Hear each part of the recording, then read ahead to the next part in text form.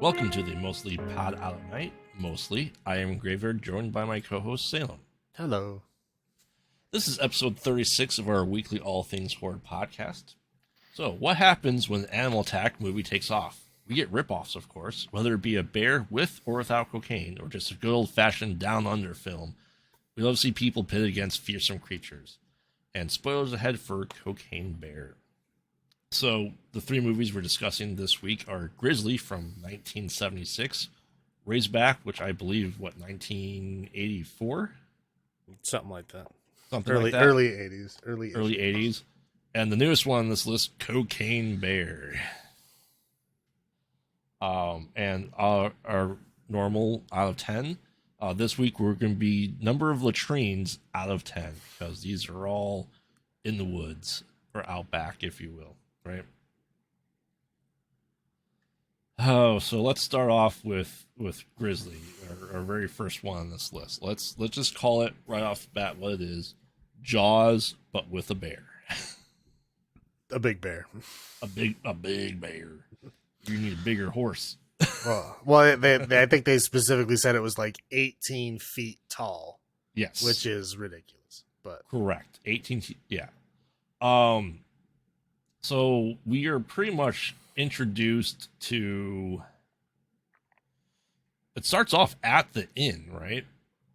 That elderly guy's talking about the off season and bringing people in. His daughter came in. It was supposed to be taking pictures, but she's helping him run the business, saying, "Hey, you're undercharging for everything here. You know, especially the alcohol. You know, cheap wine makes people come in and stay there." And I can't tell how old she's supposed to be at this point in time, because her dad's decently old, I would say. Yeah, well, this is okay. This is also like the 60s, 70s. Like the age gap is ridiculous between like female and male like co-stars. Yeah, like the love interest, like the guy could be like 60 and the love interest would be like 20. Correct. And that was accepted back then. It was just normal. So who knows? I mean, I would say that the dude is probably like mid 30s, 40 maybe.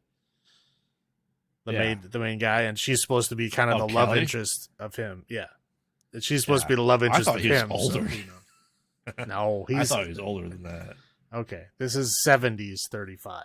Okay, there you go. Not modern 35. This is 70s 35. No, he was actually 45. Sorry, 45. Right. Yeah. I said 35, 40. Yeah. So, and they're talking, just kind of they're park rangers at a national forest, never stated, and with their accents, you can never tell where they're actually from, because a lot of people have southern accents. Kelly has essentially a Midwest accent, I would say. Well, yeah, he has a definitely north of the Mason-Dixon line accent. Yes, absolutely. So yeah, and there's this whole thing that the daughter's been there for a couple of weeks, and now she's already dating the head ranger. They're still in that flirtatious stage of things, and he comments, "You can't just stop taking pictures, can you?" Well, that's what I'm here to do. And help my dad with the inn that's at this national forest. So we kind of get introduction to a couple of people. We have so the chief ranger Kelly. His name's Michael Kelly. Allison is the photographer. And we were then introduced. We get some point of view shots of something going through the woods, and it's very high up. Then we see two women camping out, getting ready to pack up or check out for the time, and they start hearing some rustling in the forest, and all of a sudden there's Kelly on his horse checking on all the campers. So he scares them. He's like, "Don't forget to check back at the ranger station when you're done." Okay. And then one of the girls like, "I gotta go use the latrine," and she grabs the roll of toilet paper. And she's off doing her business. All of a sudden, the one that's left, she's doing something by the fire, and we get the POV shot. And this, like, I want to say the shot that was used it felt like at least like 20 plus feet up in the air because he like really looking down at her. Wouldn't you say? Well, I would say it would be 18 feet. 18 feet, you'd say? Yes. Imagine that. Mm-hmm. So she gets attacked. Or sorry, she gets a bear hug and some slashes on her face and dead. The other woman comes back, sees this happen, she's oh shit, and runs into what do you call it, a ranger station? An old station? I would just call it a shack. A ranger shack where they keep supplies. Just a shack. There's nothing in there. So it's just a shack. And then the entire wall gets ripped open and she gets bear hugged and mangled to death, obviously. So, they find the corpses and they go, oh, it's been partially buried because that's what bears do. They bury their kills to come back to it later. So they go end up at the coroner's office. He's like, yep, they're dead. Oh, yeah. And they say, oh, this had to be a bear. But there's, a guy out there, Scotty, who essentially lives out there. They said he's tagged every bear, right? Well, yeah, every bear that they've seen, yeah. Every bear that they've seen. And he's like, oh, I found the footprints. He's like, this ain't no black bear. This is a grizzly bear. And they go, there haven't been grizzlies in these parts in a very long time, so it can't be grizzly. It's like, well, based off the weight and the paw prints, I gather this to be about 2,000 pounds, 18 feet tall, and the type of bear that existed a million years ago. They're like, yeah, Scotty, you're just out here by yourself. You don't know what you're talking about. Then we meet the park supervisor, who doesn't want to close the park down. But they said, sections 3 and 4, everyone, there's been a bear attack, to get out of there and not go in that path to get to lower ground, because it's the high ground, right, that the bear attack happened on. Right, yeah, but basically he doesn't want to shut the park down. They're just going to shut down the very specific areas that the bear attacks have already happened in. Right. Yeah. And because bears generally don't attack people. Especially black bears. I mean, that comes up in our Cocaine Bear movie. That it is a true fact that, they generally don't attack people, but this one is, this grizzly. So then they sent out some rangers to, kind of find any stragglers left behind in these areas. And they're hiking, and a very PDA forward ranger couple is going there. Guys like, all right, I'm gonna go check up here. She's like, I'm gonna dip my feet in the stream, and then proceeds to take off all her clothes. Yeah, like, that's not. Those aren't feet, lady. Those are boobs. Oh yeah, she was wearing that like bizarre, weird, like flesh color bikini. Yeah. What are you wearing? And she goes under her waterfall. I'm like, that's not even your feet. Right. That's not dipping your feet in the creek or the stream. And then we get a Jurassic Park type kill where way too much blood comes out. Well, delayed reaction, like bite down, 1, 2, big blood squirt. Yes. Yeah, and that's when they realize, oh, this bear only likes women. I don't know about that. They said that exact line in the movie. Wow. Okay. Which I thought was very interesting take. Which is then proven wrong in the very next scene anyway, so. Yes, you are correct about that. So yeah, they're like, all right, so they're talking about all this stuff. They're trying to shut down the park. There's big back and forth between the park supervisor and Kelly about what to do. We should close the beach. I mean, we should close the national forest. No, tourists, right? I mean, like, national parks can't make that much money, right? No, they're really cheap. And then we have like a good old fashioned like campground with kids singing Kumbaya and all this stuff, and a guy with his crap beer and his porno stash about to get lucky with his lady friend, and she goes in the tent to get perfume on and all this stuff, and then boom, tent ripped open, she's killed. Still continuing women attack only. Yeah, they're like, no, this is no, none of this should happen. And then the guy does this the park ranger does this really awesome thing where he calls in all the news outlets. No, park ranger doesn't do that. The mayor guy does that. Well, it's park supervisor. Yeah. So I believe, that's, so he's like, it's a media circus out there. It's like, well, I invited them. Good news, publicity. We want to show them how great of a job we are doing. It's like, we're not doing a good job. We are failing miserably. Yeah, like, I mean, how many people are already dead? Why do you want to, like, publicize this? Yeah, like, what are you doing? Yeah. Just important note that Scotty likes to eat sandwiches all the time. That's his character trait. Okay, well, a character sitting and eating a sandwich is movie translation of this is one cool customer.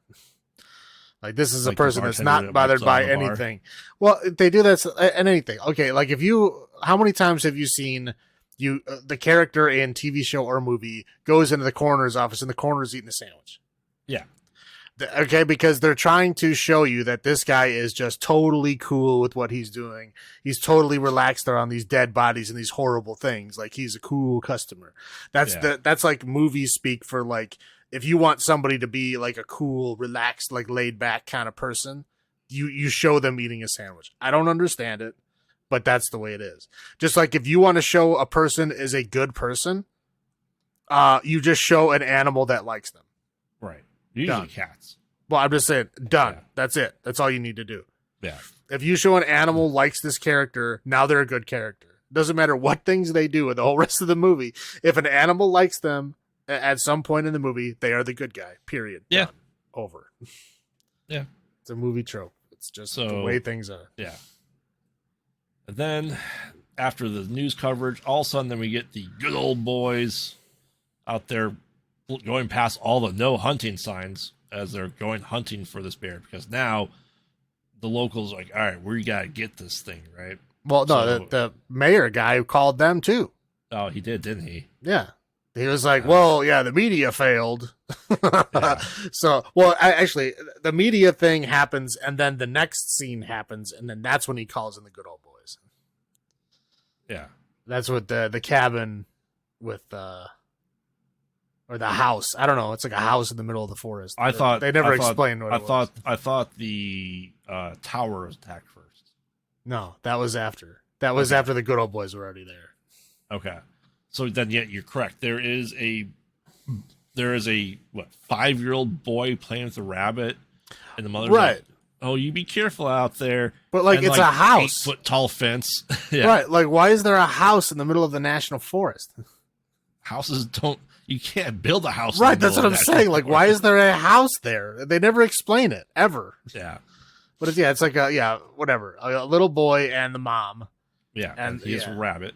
Yeah, and the rabbit runs away, gets outside the fence, so the kid goes to chase the rabbit outside the fence, and then he comes back miraculously. Then bear hug. Right, his leg gets ripped. Well, yeah, but they actually show it. Like, this is a shocking thing in 1976 to actually show a bloody child corpse missing a leg covered in blood. They only show it for like a second, but they do show it, which is in 1976 is a huge deal. Well, and then the mom comes with the broom, attacks it. She's bear hugging her apart. Right. Then, the boy actually survives. He's being taken to the hospital, so they don't kill the boy. Okay, well, they don't show him again. I'm pretty sure in the original movie they killed him. And the studio people were like, just say he's not dead. That's why there's no scenes of the child being alive after that point. Well, because he's carted out to the hospital with a sheet covering his entire body. That's what I'm saying. Like, he died. Like, the movie was filmed with that child dying, and then somebody later on was like, you can't kill that kid. So they just slightly changed it, where they just didn't directly say he was dead. They just showed a body being carted out covered in a sheet. Well, he's like, he's alive. The parts that left, yeah. Well, that's a weird way of saying it. Yeah, that's bizarre. Then the good old boys go through, and they're trying to figure out. And one lone guy who's actually properly dressed for hunting with his orange. Mm-hmm. Most of the good old boys were not. He's chased by the grizzly, and he ends up jumping into the river and floating down the river and narrowly escapes. Then another group of hunters found a cub, and they believe it to be the cub of the bear, which I don't think it was a grizzly bear. It had to have been a black bear. No, well, at this point, they were thinking the only reason that a bear would attack people is if they're getting close to the cub. Right. Because, again, they're not... Again, they're also, at this point, still assuming that it's not a grizzly. Scotty and Kelly are the only ones that are assuming it is a grizzly. Right. So they're still trying to stuff, but let's not listen to them. Right. Yeah. They're trying to figure out a way that for this to make sense, and it, obviously doesn't. Yeah. But they capture a cub, and they're like, all right, we're gonna get its attention. We're just gonna call it its cub. We're gonna shoot it. They hear noise. They run around in the circle, come back. The cub's completely eaten, and they're like, okay. Look, the only male grizzly bears are cannibalistic, so it's a grizzly once again. So then they're like, all right, there's a couple helicopters things. Like, I don't know how you're going to use a helicopter to find a grizzly bear in a forest. Okay. If it's an 18-foot tall, 2,000-pound bear, you got a pretty good chance of spotting it from the air. Just saying. Yeah. It's like trying to find a tank driving through a forest. You probably can. But they never find it. No, I know. I'm just saying. I mean, I'm not saying you're going to. I'm saying there's a chance that you will. Yeah. So anyway, another ranger is stationed at a lookout tower. And the bear attacks and destroys the tower, and he gets killed and partially buried. And yeah, one thing I found surprising about this entire movie is, after the person is killed, how quickly they find everyone. Yeah. Dead. Next scene. Hey, we found the body. Right.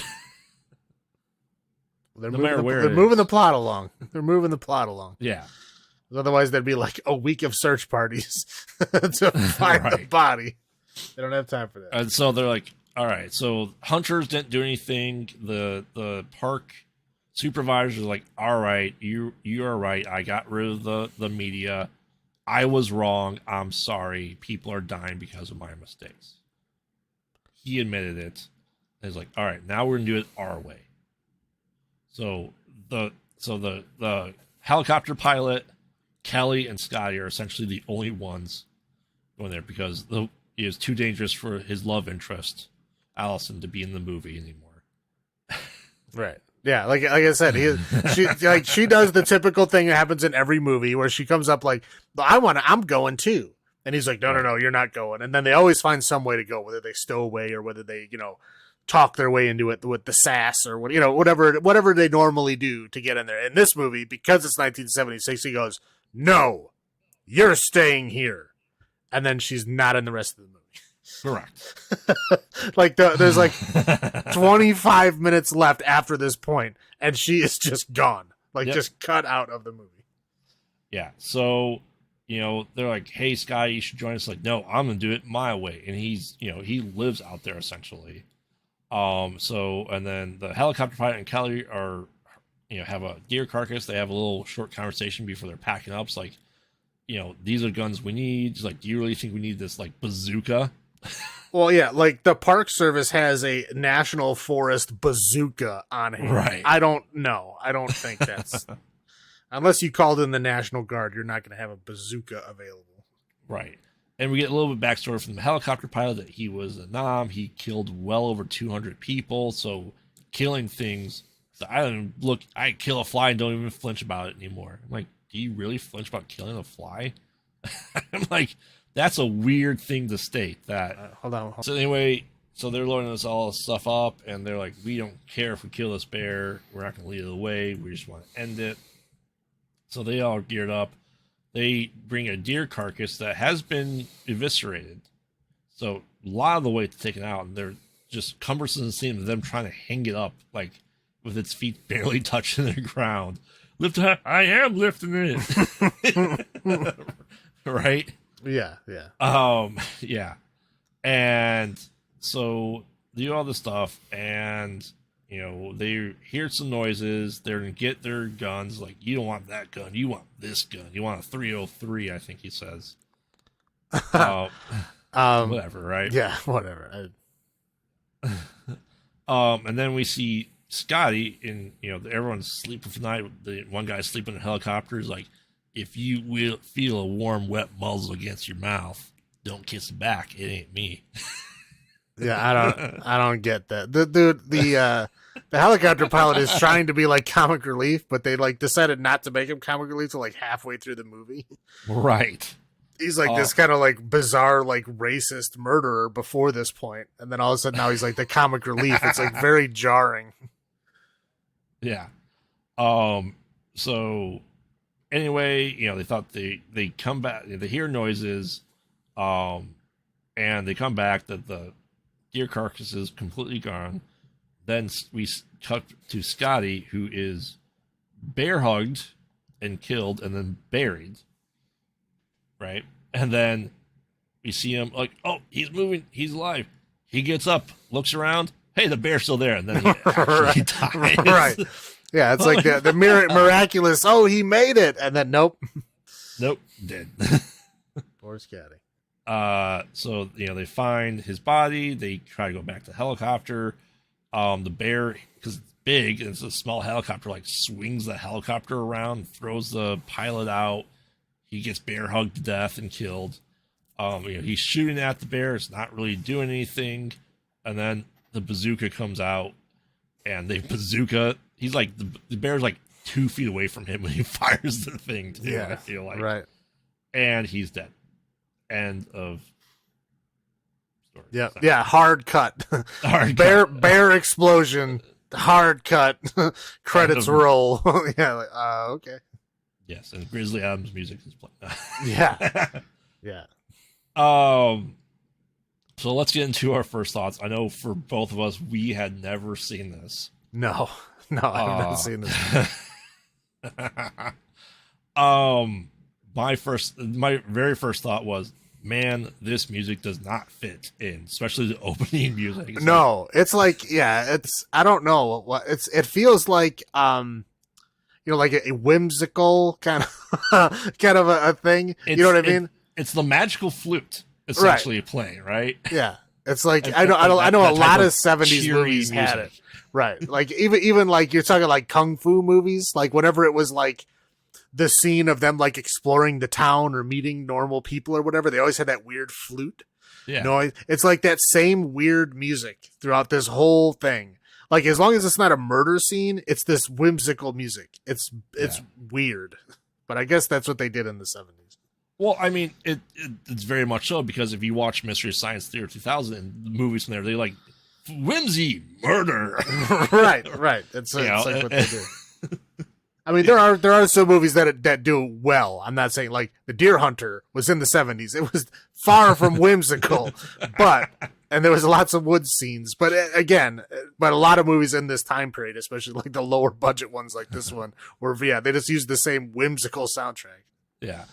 And I go, this is a weird thing to start off on whimsy. Like, Jaws started off terrifying, because you have the naked swimmer at the very beginning. That set the tone for this movie. Whimsy should not set the tone for a horror movie about an 18-foot grizzly bear. Well, they did. It was like whimsical until the bear was around, and then they had like this Jaws ripoff music. Yeah.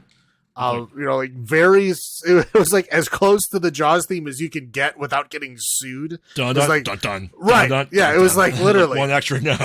Right. It was like, okay, we're obviously going in a direction here. Yeah. And it is known as a Jaws ripoff, and very much so. And I didn't know anything about this movie before seeing it. I mean, I had heard of it, but I Yeah. didn't know anything about it. But what were your first thoughts? I mean, it's just a very, very much a product of its time. I mean, Yes. just about how the people act, like the gender roles that are presented. I mean, just everything is very, very 70s, like not progressive 70s, like old school 70s. Right. It almost felt like a bonanza timeline where the men were men and the women Right, were women. exactly. Yeah, it's like, yeah, the guy who like directed this and wrote it was probably like, yeah, I want to make this a man's movie or something. I mean, it really felt like that. Because again, like we were saying, like most of the victims are women. Women Yes. and children until the very end of the movie when the heroes are attacking it. But yeah, up until that point, it's women and children are the only things dying. Right. All right. Highlights for this movie. I guess he was a believable park ranger. Other than Right. their the tools at their dispense was like outrageous. But I mean, it wasn't. I don't feel like it was poorly acted. I think No, I mean, yeah, there was definitely some not great acting in there, but it wasn't. Again, it's a product of its time, but nothing was overtly bad in this. no. I mean, we never got a close shot of a bear. So it's either an actual bear, like they use actual shark footage in Jaws to portray Bruce the shark, and then we had Bruce the shark. We didn't get anything other than like bare hands as the bear attacking. We never saw anything more than that. Well, yeah, they didn't show like a full shot of the bear until like like an hour into the movie, Right. and you could tell it was just a normal bear. It was not a giant Yeah. bear; it was just a normal bear. Which is probably why they didn't do that earlier. But yeah, no, it's it was good. I mean, highlights for me is I really did like Scotty, the character. I thought Yeah. he was an interesting character. I mean, literally when he introduces himself, not when they meet him in the woods. When they meet him in the woods, he's wearing like a deer pelt, Yeah. and he's like trying to like blend into the deer family somehow. I really dug his 1970s field phone that he had, which is like a backpack. Yeah. That was pretty awesome. But when he gets reintroduced, like in his normal clothes, he's like wearing the exact same clothes that Richard Dreyfuss was wearing when he was introduced. Like the beanie. Yeah, the same knit cap with the jean jacket. Yeah. I mean, like the exact outfit. And I'm like, okay, so this is the Richard Dreyfuss character. Like Yes. you're literally like shown this. Like this is the character. But yeah, he was a fun character. He's again, we talked about him eating the sandwich because he's the cool customer, right? Yeah, and instead of like killing the bear, he just wants to like tag the bear, which is okay. Right. Yeah, how did that work out for you, Scotty? But it was an interesting character. I liked him. Well, I also say the highlight that I think that it's something subverting our expectations that he got attacked, buried, got alive, and then got killed. Right. Like he didn't survive. He didn't escape. Like you thought, oh, he's alive. He'll be okay. And they immediately go, nope. Yeah. Nope. Let's start off with you with low points. Low point, like I was talking before, like that kid was dead. Okay, that child was dead. There was no way that child was not dead. They literally wheeled him out with a sheet over him, like he's dead. Yeah. And they were like pretending like he wasn't. Like again, it was like it's not like this movie made a lot of hard hits anyway. I don't know why they're trying to pull punches. No. You know what I mean? Like it doesn't make sense to me why they would do that.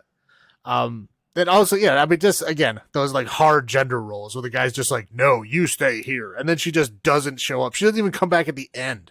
No. Like nothing. She's just gone from the movie. She's like not in the last 30 minutes. Yes. It's again, it's a Jaws ripoff up until that point. I guess at the end of Jaws, there was no women either. It was just three guys. I think they wanted to specifically find a reason to not put her in the final three, and the whole "you're a woman" was the best reason they came up with. So it was like, "You're a woman, you can't go." End of story. If they really want to be pure Jaws ripoff, Scotty would have come back because Richard Dreyfuss's character was presumed dead, and he came back at the end. Right? Well, he came back in the next movie. It was just. I thought he was dead. I thought only the boat captain was eaten. Oh wait, no, you're right. Yeah. There was because at the end they were like laughing. Right. Yeah. So I thought they were gonna pull a Jaws and have him come back at the end too. Right. Well, they had to make something, but yeah, like Jaws ended on like a kind of a lighter note, like, hey, they won. Like this movie just ends like, yeah, the bear's dead, but everyone else is also dead. End. Right. That was it. Right. Wow. Yeah, I mean, and the whole point of they should have stuck with killing the kid. Yeah. They really should have. But like I said, I don't think we saw it for another 12 years of like horrible on-screen death. Well, again, yeah, but it was a dead kid. That kid was dead, missing a leg, covered in blood. Like that was a dead kid. And then they like pulled that punch later, like, oh, he's fine. Right. I'm not dead yet. I'm not quite dead. I feel happy. But yeah, no, that's a low point there. Again, yeah, the hard gender roles, the dead kid. I mean, again, just like in Jaws, the pure idiocy of the bureaucracy. But I mean, that's to be expected. Tourism, excitement. Right, but I'm saying, like, how much is a national park making from like campers? You're not making that much money. In the 70s. Right, you are not making in that the much 70s. Money. Not happening. Like $1 a day. And also, park rangers do not have access to bazookas. It's not a thing that they have. What about 303s? Well, that's rifles. Yes, they would have. Yeah, rifles they would have. They do. They are armed. I mean, that's normal. I'm just saying, like, they would not have bazooka. Like, police don't have bazookas. No one has bazookas except for the National Guard because they're extremely dangerous. Right. All right. So, any other low points for you? No. Okay. So let's get into number of latrines out of 10.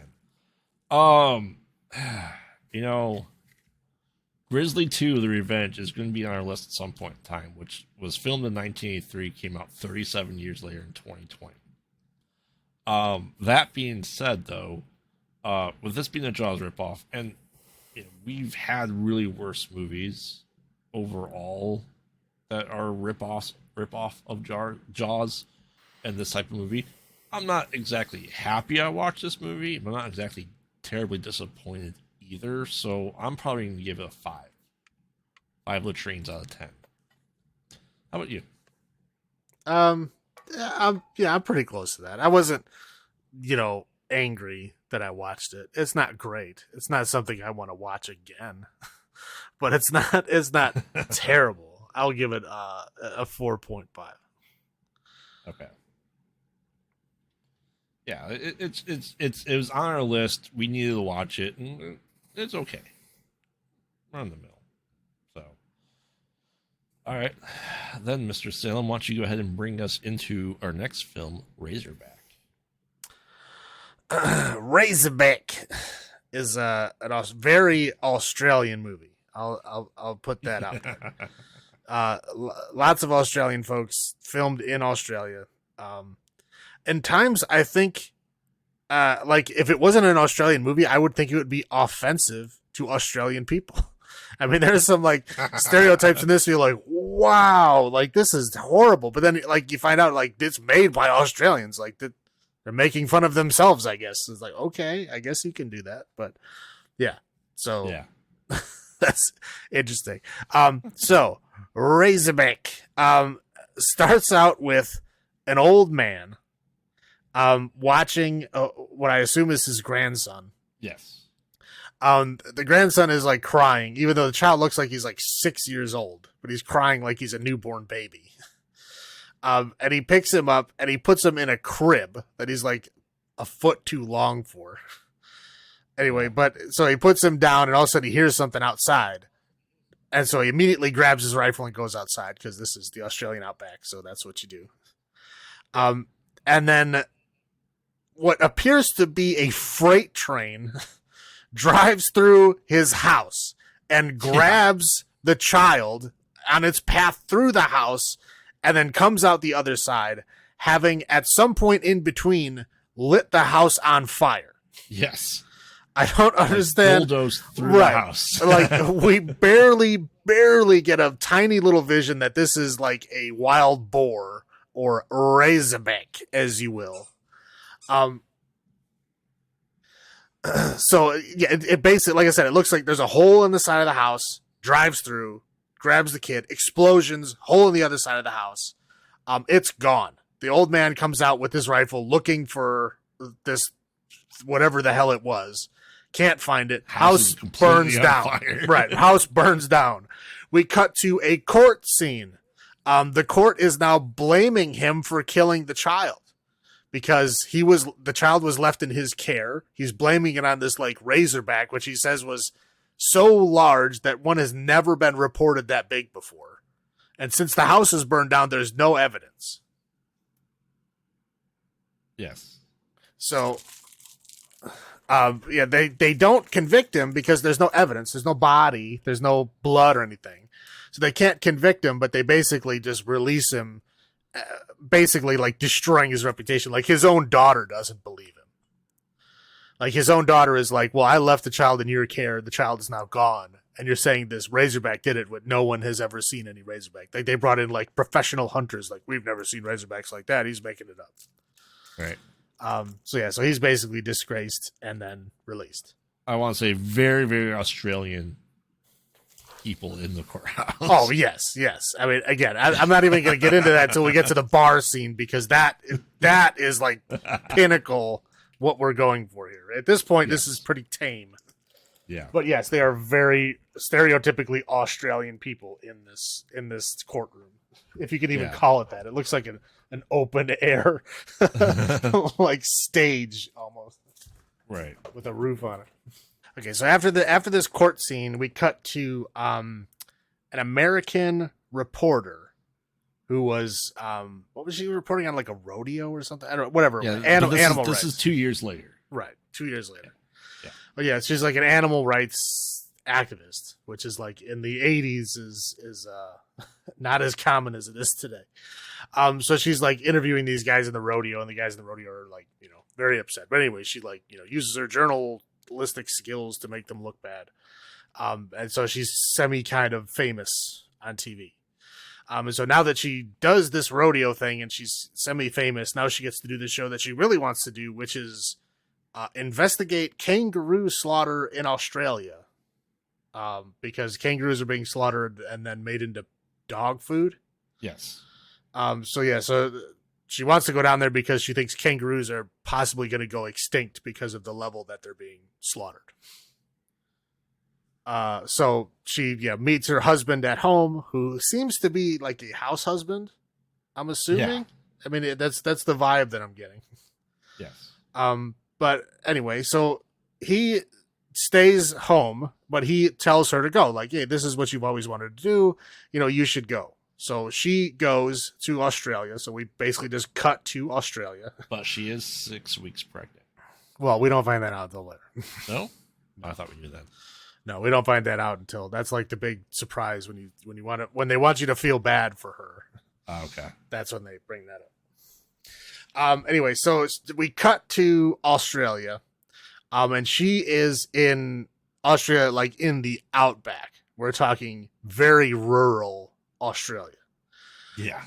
And she goes into the local bar. Which is also the hotel. Which is also the hotel. And these are the most stereotypically like ultra Australian like hill folk that I've ever seen. And I mean, like, and then this is an Australian movie, so it's not like somebody else making fun of Australians. This is them making fun of themselves. But they are, yes, very, very stereotypically like super Australian. These are like Mad Max level, Right, Australians, right. And like I said, you look at Mad Max, and I guess to us that's like, oh wow, like look how far we've fallen, right? Yeah. We're down to like dressing like this and driving cars like this, and then you look at these people and it's like, oh, that is like a half step down. Like for these people, this is not a big drastic change at all. I see exactly where this happened because they are driving those cars, right? Yeah, they're driving these cars. Yeah, they're like, it looks like the Jeepers Creepers truck from like if it came from Mad Max land. I mean, that's the kind of truck that these, well, we'll get into those later, but the kangaroo guys drive. It looks just like that. You're right. Anyway, so these guys are very, very Australian. So she goes around like trying to like interview people about, hey, do you kill kangaroos? Hey, do you kill kangaroos? Hey, do you kill? And everybody's like, just walking away from her. And she doesn't really get any answers. And then of course the old man shows up in town. And she's like, oh, do you kill kangaroos? He's like, no, I kill razorbacks. Yeah. And she's like, oh, why do you do that? He's like, because it makes me feel good. What does he say? Yeah, like the any day that I get to kill a razorback is a bright day or something like that. There's no season. There's no hunting season because he does it daily. Right. Yeah. So, and she's like, okay, that's great. But they film that. So she's like, trying to investigate to figure out what's going on. The only thing that she knows to do at this point is like, okay, I guess I have to go to this pet food cannery because nobody wants to talk to me. Right. So she goes to this pet food cannery, and there's like the two of the probably most Australian stereotypical like hill folk people. I mean, they're like on another tier, are running this cannery, what appears to be by themselves. Yes. Because no one else is ever there or seen. And this thing is like, I don't even know how this thing runs. It looks like it's like just a shack in the middle of the desert. It's a shack with kangaroos being hung up and put into a pulverizer, essentially. Right. Yeah. It's like, there's nothing but like, carcasses and blood, but like all the windows are broken. There's like gaps in the walls. I mean, it is a terrifying place. Again, like this is like, again, Mad Max is like barely a step down from where this land already is. So it's like, I guess, yeah, it didn't fall as hard as it used to. They're just a day away from Mad Max. Right, yeah. It's like, one time they go to town and the store isn't open and they turn into Mad Max. It's like that close. So anyway, so she breaks out her camera because the camera guy wouldn't go with her. He wanted to stay back at the bar. So he's having a good old time telling stories at the bar. And she goes to this cannery with the camera and she's like filming through the window them chopping up kangaroo carcasses to like, throw in their thing. They see her, they try to grab the camera. She runs away. He grabs the, what do you call that thing at the end of it? Like the lens flare thing. Yeah. He rips it off. And the very next scene, it is back on the camera again. But anyway, so she jumps back in her, like, I don't know, Toyota Corolla or whatever that thing is. It's like, I don't know. It's a tiny little compact junk car.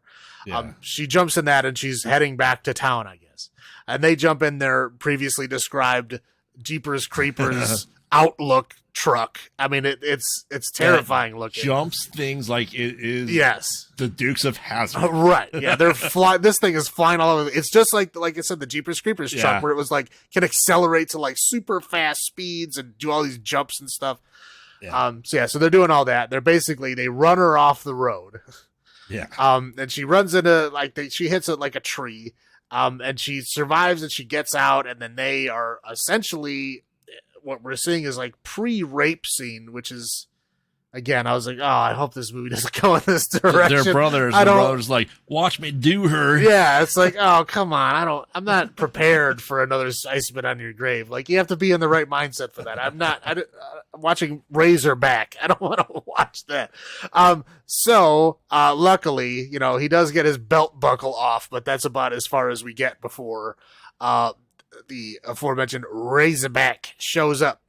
So the brothers just kind of go, well, the Razorback hits their truck and they go, yeah, we're out. So they jump in the truck and they leave. And then the Razorback attacks, what was her name was Beth, right? Sure. I don't even remember. I think her name was Beth Winters, I think was her name. Yeah. You're right. So it basically attacks and kills her. Or we don't actually see her death, but it appears that this thing attacks her and there's blood and not good things happening. Yes. And so then basically we cut to, undetermined amount of time later where her husband shows up. James, right? Carl. Carl Winter. Right. Carl Winter's his name. I think he uses a fake name at first. Yes. And that's, I think, what did you use? James? I think that's the fake name that he uses. Yeah. So he comes in pretending to just be like what was it? He said he was looking for an opal mine or something Something goofy. Like that. So yeah, he goes and talks to the old man, because the old man was on some footage that the camera guy had filmed. Right. So he goes to talk to him, and he just says, "Yeah, go check out the Pet Back Place," which is the name of the cannery, the food cannery, which is like written on a piece of cardboard, right? Yeah, Red Rum style, right? Yeah, like with backwards letters and shit. Yeah, like again, these hill folk dudes are playing it hard into the rural outback Australian stereotype. So he goes out there, but he convinces them that they're like buddies. Like he's there to like learn from them and to hire them as a guide because he wants to like do opal mining. I don't know why he thinks they would be good at that, but so he goes out there and they like become buddies. You want some of my moonshine? Yeah. So like they goes back to like their house. I use that in quotes because it's basically they live in like a cave. Yeah, and it's just dirty garbage. There's like corpses of things all over the place, and it's a terrifying place. And for some reason, this guy's like, "Oh, I just want to take a shower and take a nap." I'm like, "Okay, you're in the wrong place, dude." Like, I don't think these guys know how to shower. But anyway, so he does take a nap, and then they wake him up at undetermined amount of time later. Yeah, it's nighttime now, and they're like, "Oh, come on, it's time to go get some kangaroos." So they all jump in the truck and they're like trying to teach him to like, "Oh yeah, you see a kangaroo, just hold the spotlight on it. We'll shoot it." Yep. And then later on I'll have you drive so we can both shoot him. And he's like, "Okay, great." And so, they're out there. They spot a kangaroo. The guy shoots it. The kangaroo is not all the way dead. And he like sees it dying and then throws up. And he throws up all over the other guy. Oh yeah, I guess I should mention their names. The two Hillfolk guys are Benny and Dicko. And I'm pretty sure they're brothers. Yeah, they are brothers. I forgot their last name, but they're Benny and Dicko. And they both have such a unique laugh. Right. Yeah, I think Benny goes like, "Hey, hey, hey, hey." Dicko is like a psychotic laugh. It just sounds like the kind of laugh you'd hear in an insane asylum. Yeah. So anyway, so like he grabs the cleaver and he goes out there and like finishes off the kangaroo and he's like, "Oh, we could have left it dying to make it fresher when we get back to the place." And so they get all upset, like, "Oh, you're gonna ruin all our kills, so you just stay out here. We're gonna go out kangaroo hunt and we'll come back and get you." We'll be back in, I think they say 6 hours or something like that. And they're like, don't wander away because you'll get lost and we won't find you. So he just like grabs a blanket and just like sits down next to this dead kangaroo and like lays on it like a pillow. And then he wakes up again hearing like pig noises, razorback noises. Yeah. When he's chased out, he runs and runs and he gets to like a windmill. He climbs up the windmill and like ties himself to the windmill. And he sees all these like boars and hears them, but he can't see clearly because it's nighttime. And then he wakes up in the morning and there's a whole bunch of boars and razorbacks, but they're just like normal sized. Yeah. But still dangerous, obviously. So eventually they do knock down the windmill and he falls in the water and apparently they can't swim. Yeah. So he's like, "Haha, you can't get me." And so they all kind of run away and then he gets scared by, what is it, like a head or something was floating in the water? Something like that, yeah. Whatever. So yeah, he gets out and he just starts like walking through the desert because obviously the guys never came back to get him. So he's like walking through the desert and he, the typical desert, like you pass out and then somebody finds you and brings you back to their house to bring you back to health, right? Ooh, it's a lady. Yeah, so it's a lady. They very briefly showed her earlier in the movie. Like, she was in the passenger seat of the old man when he was saying, "Oh, the only good Razorback's a dead Razorback," or whatever the hell he said. Yeah. She was very much in there, and she is actually she is the one from Mad Max 2. Oh, it's her. Okay. Yeah. If you've seen Mad Max 2, she played the gyro captain, who is the guy that had the little helicopter. Yeah. The girl that he was trying to convince to leave with him, the blonde girl. Yeah. That's her. Okay. So anyway, so she's, he wakes up and, he's being taken care of in her house, and, she like is nice, right? Which he's not used to, having been exposed to Dicko and Benny. And so, they kind of like, they start getting along, they're kind of sort of, like, I guess friendship, relationship, maybe. I don't know. Well, I mean, he sees her taking a shower. Right. Yeah. Like, he creepily, like, just walks up behind her, like, whatever. And there's an interesting story I read about the movie that I thought was interesting enough to bring up. Anyway, she was, in the script, that nude scene was in the script. It's just a topless scene, but it was in the script. And she was like, I'm not comfortable doing that. I don't want to do that. So like, okay, fine, we'll get a body double in. And so the director basically played a trick on her, saying like, oh yeah, the body double, I had her come in, we took a look at her body and everything's okay. But there's some things that are not great, but it should be fine. Should be fine. And she's like, what do you mean? What do you mean? And he's like, well, there's like a cellulite problem, like around the hips. But yeah, that's okay. And she's like, well, I don't want people thinking I have a cellular problem, right? Yeah. So then she decided to do the scene herself because the director kind of like negged her into doing it, which is ridiculous, but I guess it's the 80s, right? Yeah. So that was her doing the scene, even though originally in her original contract, she was not going to do that. It was supposed to be a body double. Anyway, for the whole, like, half a second that you see anything. Yeah. Anyway, so they become like buddies, but he still hasn't found his wife, and she's the first person he tells his real name and what he's really doing there. And so she's like, okay, well, you have to, go talk to the old man, but we have to go talk to him together. And then so they go talk to him together, and then they find out, somehow the Razorback is involved. He tells him that he saw, well, I guess I left that out. He saw the huge Razorback like leading the little army of little pigs that was chasing him earlier. So when he tells her that, she's like, well, we have to go tell him. So they go tell him. I'm trying to think, like, at this point, I think he's basically just gives up that she's dead, right? And he wants to go home. Yeah. So yeah, like they tell him what's going on. And then he's just decides to go home. So once he comes back to health, like she drops him off at the bus stop and he's just going to leave. Well, it's because, the old man fell into like the pit of bodies and found the wedding ring and gave it back to him. That's what made him realize to go back, right? The old man finds the wedding ring. Right, I remember that. I just thought, like, when did that? Well, I guess I think she told the old man while he was still recovering, and the old man went out looking, and that's when he was looking. Yeah, okay. And then he found the ring and brought it back to him. And she has tracking devices, and that, was it him? Someone talked about them that someone autopsied them and found ulcers in the stomach, so they are really stressed out. The Razorbacks are, right? Right. So, anyway, yeah. So, yeah, he gets the ring. He figures out that his wife is dead, and he just wants to leave.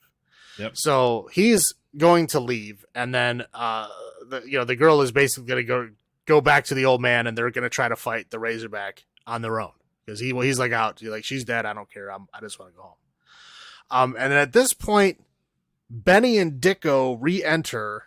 And attack the old man. And I'm trying, I didn't understand what was happening at the time. And thinking back at it, I don't know why it's happening either. They go and attack him and basically like break his legs. Because they were afraid of him telling the police. Because they overheard, they were at the bar, they overheard over the radio that he found it, and they thought, oh shit, we're getting in trouble for killing her. And they were afraid that the old man's going to tell that they were involved in her death. Right, which just a big stretch for me. Like, yeah. Why would they care? And why would they care enough to go attack an old man who's lived in their neighborhood? Like, he knows what they're doing. Right. If he was going to say something, he would have said something by now, and I'm pretty sure they would have understood that. I think it was just a reason to bring them back into the story. Right. But anyway, so they go and attack the old man. They break his legs. And then, he wakes up in the morning, and he, like, tells his dad to go get Sarah, who's the girl that nursed him back to health. So the dog is running to go get Sarah, and then Benny and Dicko see the dog running along the side of the road and then run the dog over. Showing that they're horrible, horrible people. Well, I mean, if you haven't figured it out by now, yes, that will solidify it for you. So when Sarah is driving back to the old man's house, she sees the dead dog. She realizes something is very wrong. She goes back to his place. He's not there. He has crawled through all the pig excrement and pond to get back to the pump house for some reason. I don't know what he was trying to do. And then Razorback shows up and, right. like, gores him. Right, yeah. Razorback shows up and kills him. So it goes through the welded steel like it's butter. Right, yeah. So then she goes back to Carl saying, like, hey, we found the dead dog. I can't find the old man. You got to help me. And so he's like, okay, fine. So then go. In fairness, he was left by the ambiguous bus stop sign in the middle of the desert that may come today or not. Yeah, it was like literally like a spray painted, like, I don't even know, like paint can, like on a pole. I don't know what the hell that was. So they go back, they find the old man's dead body. And at that point they're like, okay, well, we have to do something. And then she just kind of like stays behind. Well, and he sees some marks in the ground because one of the guy with the cleaver throws his cleaver into the ground to make those marks. He saw those marks by the old man's body. Right. So he realized they were there. Which they weren't. Well, we didn't see them there. Like, right. I don't know why they needed to show them there. I don't know. Again, like I said, the end of this is like, it gets very confusing. Like, why? I understand they want Benny and Dicko to like get their comeuppance. I understand that. They're jerks. Yes, they do deserve to die.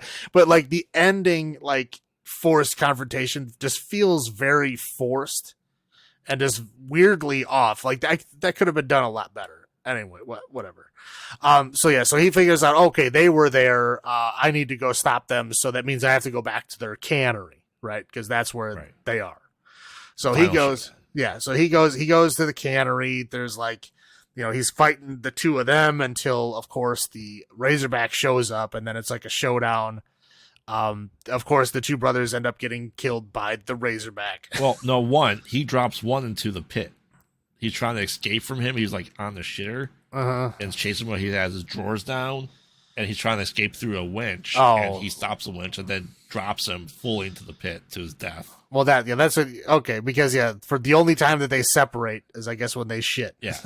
Yes. So like he caught the one while he was shitting, and so then he dropped him into a mine shaft, but he told him where the other brother was, and he was at the cannery. That's right. Yes. Yeah. So that's why he went to the cannery. So then they go to the cannery, they have like a showdown, and then the boar shows up, and the boar kills Dicko. Yeah. And then there's like a showdown where, of course, Sarah shows up, and he has to like kind of sort of protect her, which he doesn't. She just like runs into a building, and then she's like, then it's just a showdown between him and the boar, and she doesn't show up until after.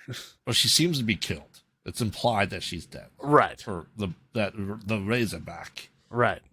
But like, and again, I had to like rewatch it a couple times. Like, what the hell? What is happening? Because like he like jumps on this like conveyor belt, and then the boar is coming at him on the conveyor belt. And then all of a sudden, the perspective shifts, and the boar is now on the other side of him, and then he's on this side, and then the boar gets pushed into the conveyor belt, but they don't even show the boar going into the conveyor belt. They just show the boar already in the slicer. Yeah, he's being pulverized. Right. But yeah, they don't show how he got in there or what happened to make them shift places and then the boar go backwards. They don't show that at all. It's very, again, I had to watch it a couple times. Like, I don't know what is happening here. But then, yeah, so the boar dies. And then he's just kind of like, doing the Charlie Brown sad walk through the warehouse, and then Sarah just drops from the ceiling, like tied up in chains. Right. Somehow the boar attacked her, tied her up in the chains, and hung her right. from the ceiling. Right. The thing I was like, okay, how could this have happened? I'm like, okay, maybe if the boar chased her and then like, stuck his head under her and like knocked her up, maybe she like flew up and got stuck in the chains. I don't know. That was all I could come up with. I don't know how that would have happened otherwise. But yeah, so she like falls from the chains and he like pulls her from the chains, but he thinks she's dead until like at the very end she opens her eyes and it's like, oh, it's so happy, and then then that's the end of the movie. Done. Yes. So what were your first thoughts? I know this was from our list of movies this was on your list of movies to watch because of In Search of Darkness. So what were your first thoughts on this? It's again bizarrely overly Australian. I mean, like, yes, it is like, again, if it wasn't made by Australians, I would say it's offensive to Australians. Like, it's pretty bad. Yeah. But it's not overall bad. Like I said, at the end, it got really confusing to what was going on. I think there was like a lot of cuts made or something. Because again, I feel like there's a lot of stuff missing and a lot of stuff that was just like forced and rushed. Like, there's very loose excuses as to why things are happening or why things are going different places. Again, like the boar attacks the old man. Why would they be there? And why would it matter that they were there? It's very obvious that the boar killed the guy. Are they somehow trying to insinuate that they control the boar in some way? Which they don't. They never insinuate that they do. That would be my thought, is that there was no boar at one point. And it was just them. I mean, again, humans. Right. It feels like there was a lot missing here. Like, it felt like there was like different sections like chopped together. And it's a fun movie. I'm not saying it doesn't make any sense. It's just like there's very loose reasons why things happen. I guess I watch we watch a lot of movies, so I guess I get critical of things sometimes. But if I have to rewind it to re-listen to what they say several times, not because I can't understand them, I can understand them fine. It's that I don't understand how they go from A to B. Like, why are you going there? Like, what is happening? There's a lot of scenes like that towards the end of this, and it's just like, I don't get what's going on. But yeah, I think at some point in time, Benny and Dicko were like they were saying it was a Razorback, or maybe they're like inside of a Razorback costume or something. I don't know, but I think it was something like that, to where they were doing all the killing and then blaming it on Razorbacks, which would make a lot more sense as a movie. And then at some point they just made it into a, Australian Jaws Mad Max ripoff. Yeah. Yeah. To that point, that was my first thought too. Like, it's not a bad movie. It was just, as you really point out, is if it wasn't filmed in Australia, you'd think this is very offensive. Like, these are Mad Max meets Jaws, but without that. It is really what it is. Like, the near rape scene, the just hooting and hollering good old boys of the outback. And it would have made more sense if there wasn't actually a Razorback, because we really don't see it ever. Right. But realistically, the way that the movie rolls through is that Benny and Dicko should have been out of the movie at the point that the ring was found. Yeah. And they found out that a Razorback really did kill his wife. They're doing things, killing kangaroos to make pet food, but that's not technically illegal, right? They're just crappy people. But at that point, they don't need to be involved. They can't blame him for her death, because obviously they found her ring in a pile of, boar poop, right? So like, obviously the boar ate her. So there's no point for them to be involved at that point. And then like I said, that next scene where they go and attack the old man feels very, very forced. Like, why would they do that? Right. I don't know. I don't know. It's just strange. It's just strange how they chopped it together. Right. So what are your highlights for this though? My highlights again. I complained about it a lot, but I really like the Australian portrayal of these people. Again, yeah, but it's made by Australians, so I guess you can't be upset that they're like portraying them this way because they're doing it to themselves, right? Yeah. That would be like, I mean, I guess worst case it would be like people from the U.S. making fun of like Southern folks, right? Right. Or something like that. But I guess that's more acceptable than like being overtly mean or classist or whatever you want to call it. Culture superiority in some way or another. But yeah, I really just think it's interesting. Again, it was that seeing this kind of stuff is like, and realizing that Mad Max is just kind of like a half step down for them. So like for like us, in our current society, it would take multiple steps down to get to Mad Max level around here, right?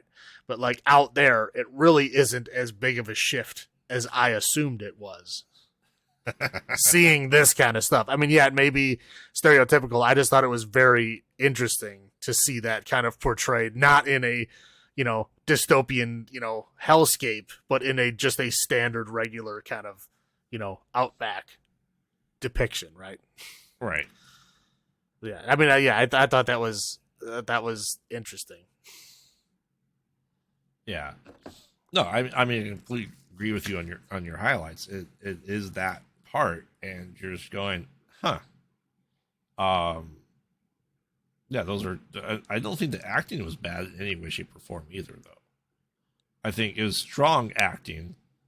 I'm just looking this up right now. That the director of photography was hired because of what he did in Mad Max too. So if that's any bearance I'm not surprised at all. I was more surprised that there's like one person from Mad Max, because Mad Max was like 2 years before this movie, right? Which was the last big Australian movie, well, that I know of. I'm sure there was a lot more in between, but I just don't know of them. Yeah. So I mean, yeah, definitely agree with you on the highlights. What about your low points though? I mean, we touched on it already. Yeah, low points is just like, that kind of hack job they did with forcing scenes to happen that really probably should not have happened. I mean, they're just kind of like, I don't understand where they were going with a lot of this stuff. But yeah, that, and I would say like the boar effects are pretty weak. Yeah. I mean, they only show it like a few times. Snout and tusks. Yeah, and like they show it like standing still at a distance, and then like it's like snout and tusks and like loud noises, but like they never show it like directly doing anything. Correct.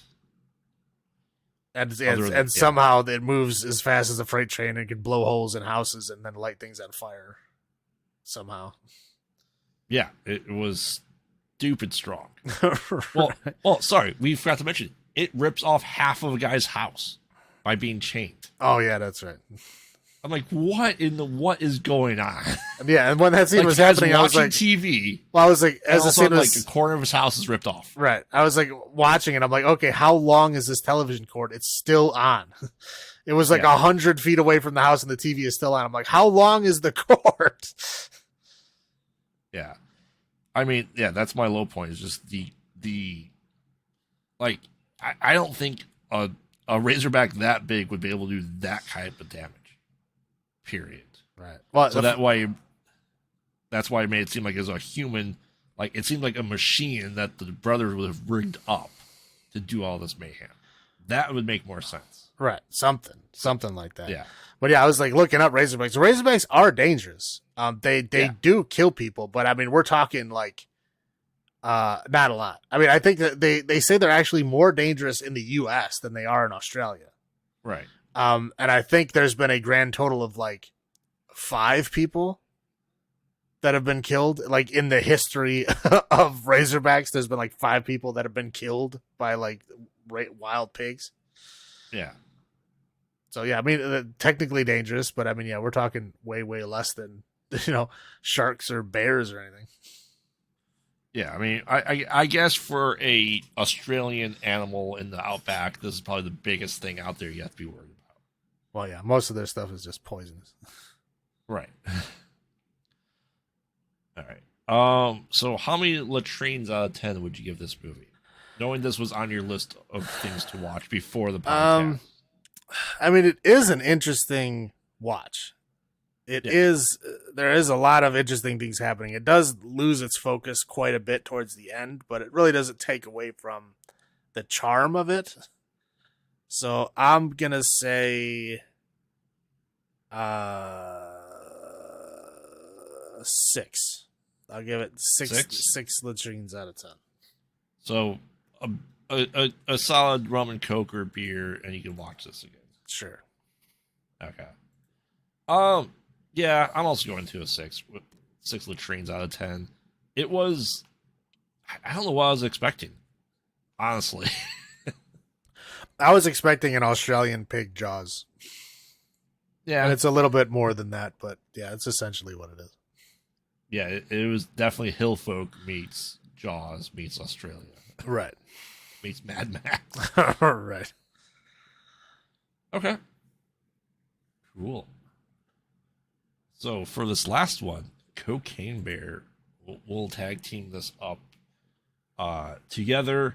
And this is your last spoiler warning. So if you've not seen Cocaine Bear, make sure to watch the movie and then come back to this part of the episode. Make sure you drink before you watch it. That too. But yeah, it's an interesting movie to say the least. Right. Also, I think it's Ray Liotta's last movie, officially, I believe. I mean, it's very possible. I mean, he died, a year ago? Yeah. So this was dedicated to him. So we'll just kick off the bat that this is based off of a real event that happened in Kentucky or Tennessee, right? Tennessee in 1985. Yeah. Well, the real story is they found a bear dead that had died from a cocaine overdose from eating cocaine that it had found in the woods. Yes, I believe it actually was. I believe it actually was from a cocaine drop. No, yeah, it was. That part is true. Yeah, like people threw. Yeah, the guy in the plane was afraid that they were going to get busted, so he started throwing cocaine out of the plane, and it landed in the woods. And a bear found some cocaine, ate a whole bunch of it, and died. Yes, and then they found the dead body and found that it was covered in cocaine, so they realized that it died of an overdose. And then the ongoing joke was like, for the 15 minutes it took for that bear to die, he was like the apex predator of the planet. was the joke, right? It was the joke, and this movie was essentially made on that joke. Right. What if he didn't die? Well, yeah, was having the cocaine coked out experience of his life. Yeah. Right. Sure. Well, also, I mean, yeah, I mean, I don't know. I guess I'll wait. I'll wait till the movie is over to start complaining. But so yes, so essentially that's what happens. The movie starts off and the guy is throwing the cocaine out at drop points, and then he's taking the last brick and he's just going to crash the plane. Right. He had an autopilot. He hits his head and clearly does not deploy his chute. So essentially what happens is he's found in, I think, Knoxville or something local. His body's found, or there's, is that part first, or are the campers, the like Swedish campers first? The Swedish campers are, well, it shows the plane part. Yes. And then it goes to the campers. Yeah, I think Swedish, right? Scandinavian of something. Well, yeah, it feels like Tormund is Norwegian, I think. Yeah, but yeah, Scandinavian for sure. Not people from Tennessee. I can tell you that much. That's correct. That's correct. So they're talking about she's like what, pregnant, or if they're gonna have a kid, what they name, like Texas was the name, or Yeah, they wanted to like name the that. boy Texas, and I don't know what the girl was. Yeah. Anyway, Anyway, it yeah. was just banter. If they get married, blah blah blah. They're there, like they're going around the world, doing all these like nature trails and stuff like that. It seems like. I don't know. Yeah, and then like, oh look, a bear. Let's take pictures of it.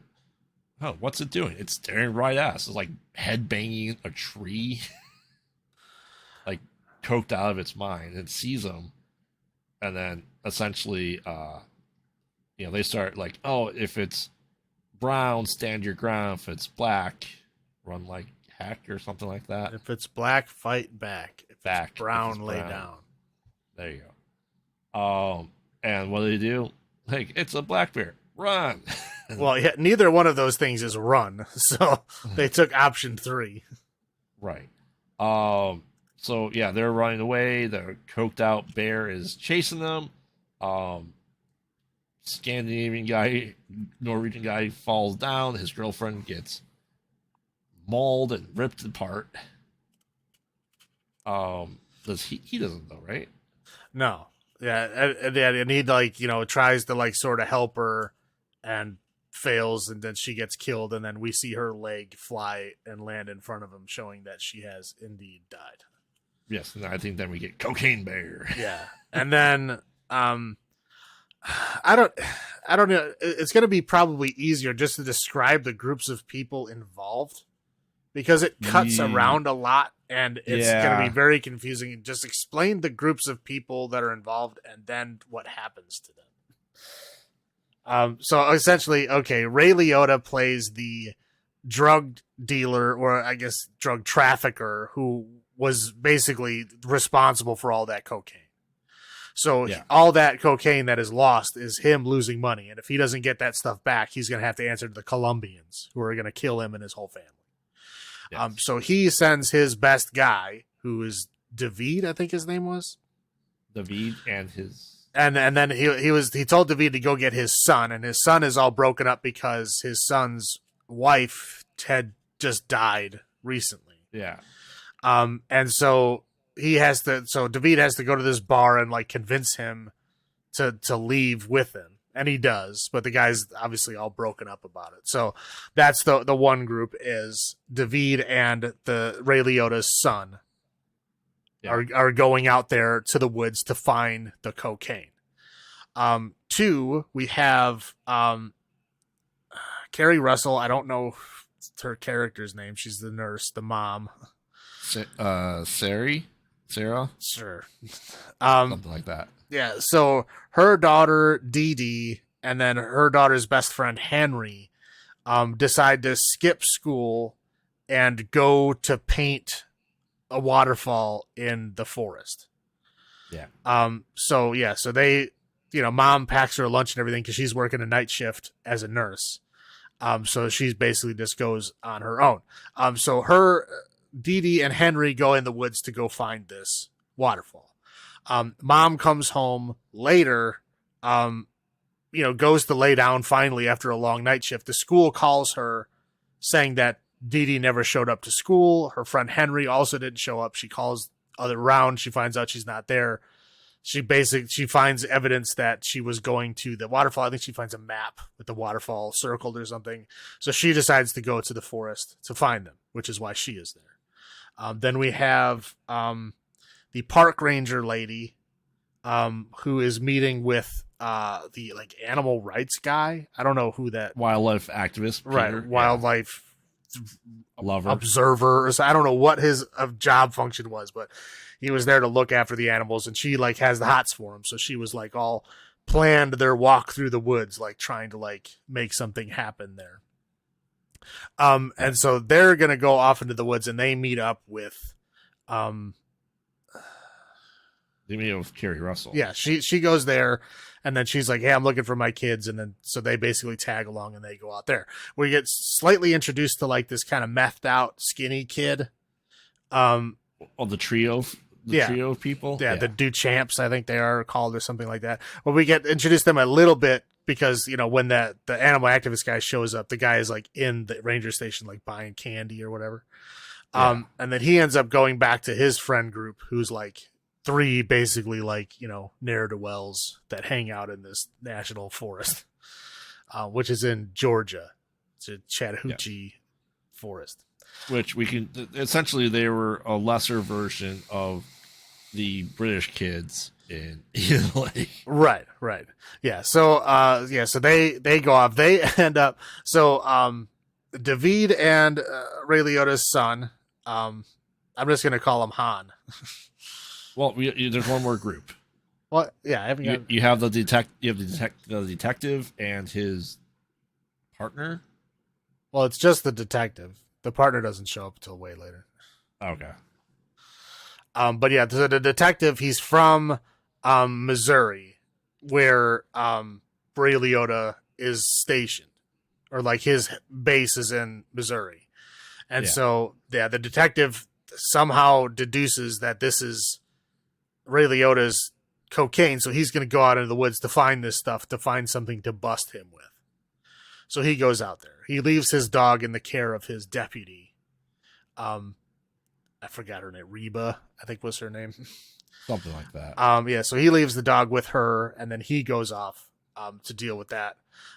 So at that point,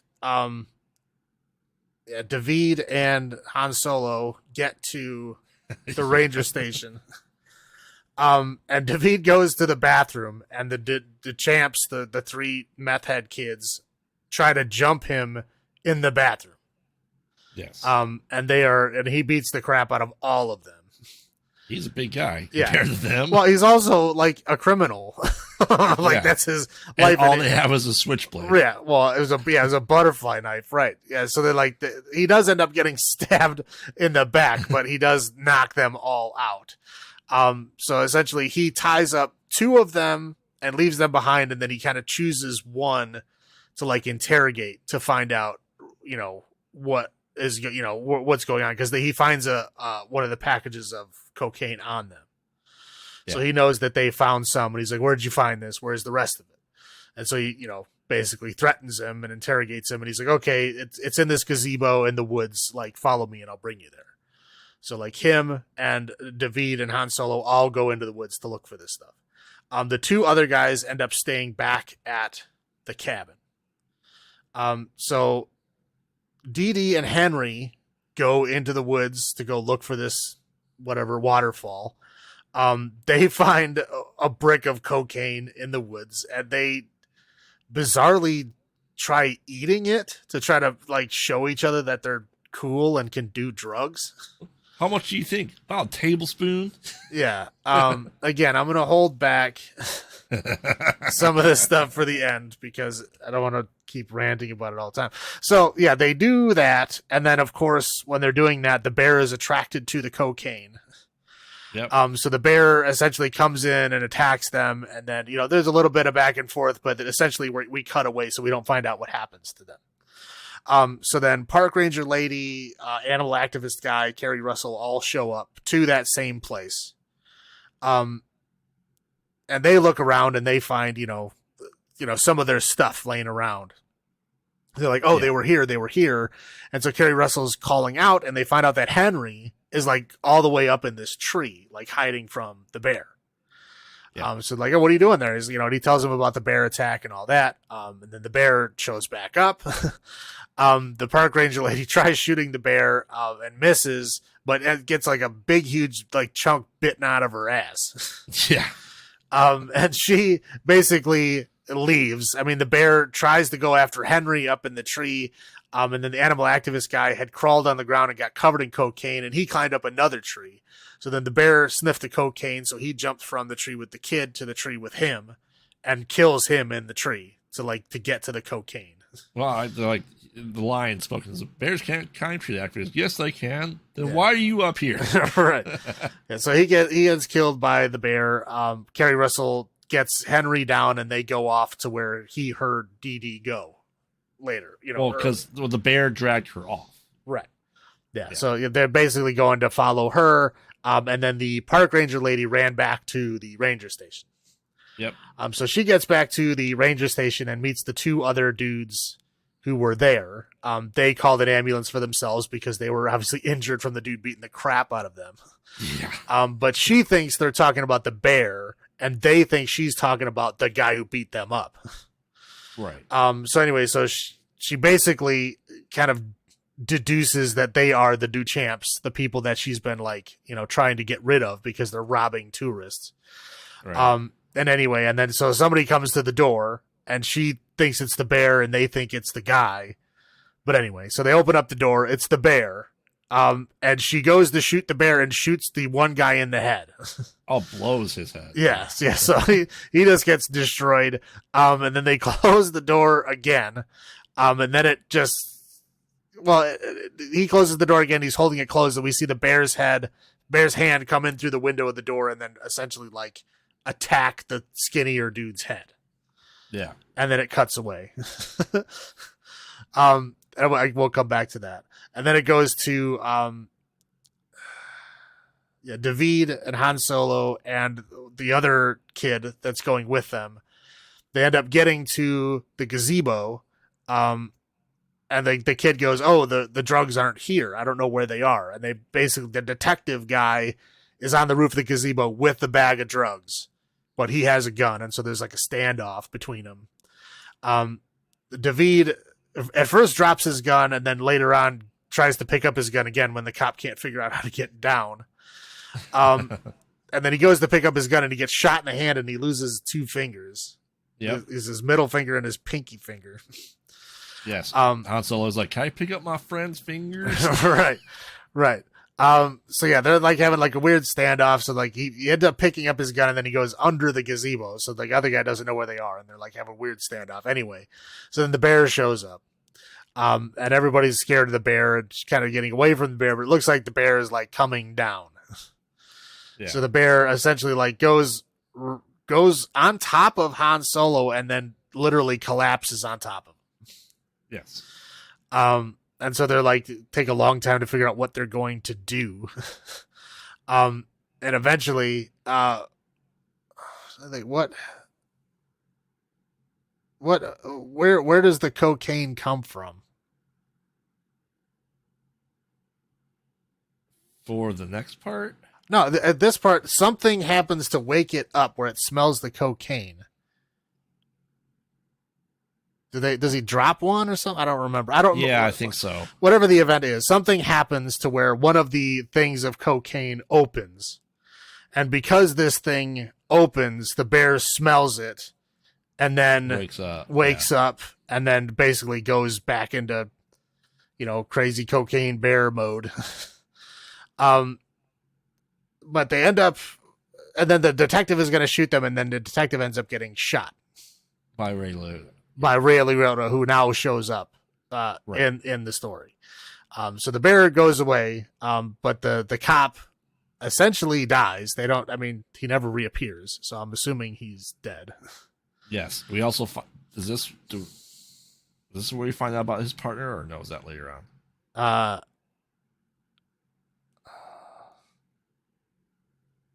No, it was at this point when he's laying on the roof and dying and bleeding. Yeah. And she shows up and he's like, "Oh, now she's got you now." He's like, "Call backup, get these guys all arrested." And then she just kind of puts her gun away, and that's when we find out that she's on the payroll of Ray Liotta. Right. And that they came together, I'm assuming, I guess. So then he dies being upset, and that's it. Yep. So then, essentially, then we cut to back at the ranger cabin. The ambulance finally shows up. They can't open up the door because the guy's body's in front of the door. They finally push it open. They find park ranger lady who's like severely injured and can't really talk. She's like trying to say something and they can't understand what she's saying while the other guy's looking through the station. And he opens up the door and he sees the other kid's head in a bucket and like his body on the ground and the bear's all bloody coming out of the corner. And then she finally says, "Bear." Yeah. So then, the bear knocks the door down on top of him, but can't get to him because he's on top of the door. So the one paramedic lady straps the park ranger lady into the ambulance, gets everything moving.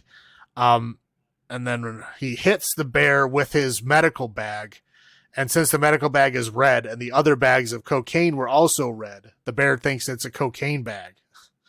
So it goes after that bag. He's able to get up and get into the ambulance, and then is driving down the street with the bear chasing it, going like 60 miles an hour. Yeah. So yeah, he gets on the ambulance. Park ranger lady tries to shoot it, and she misses. Bear ends up jumping into the back of the ambulance. Park ranger lady falls out. Her gurney flips over, and she essentially gets ground down to death. Yeah. So she dies from road rash. The dude gets attacked in the back of the ambulance. We get to see his like hand missing. So he's obviously not doing well. The other paramedic smashes her van into a tree, and then she flies out and dies, and we assume that the bear is fine because the bear shows up not long after that. So then the other two groups end up kind of meeting together. So where we have Kerry Russell and Henry get to the cave that's apparently the home of the bear. Right outside they meet the Olaf, I think his name is, the Scandinavian guy from the very beginning of the movie, and he's still alive but like not well mentally. So he shows them where the cave is, and then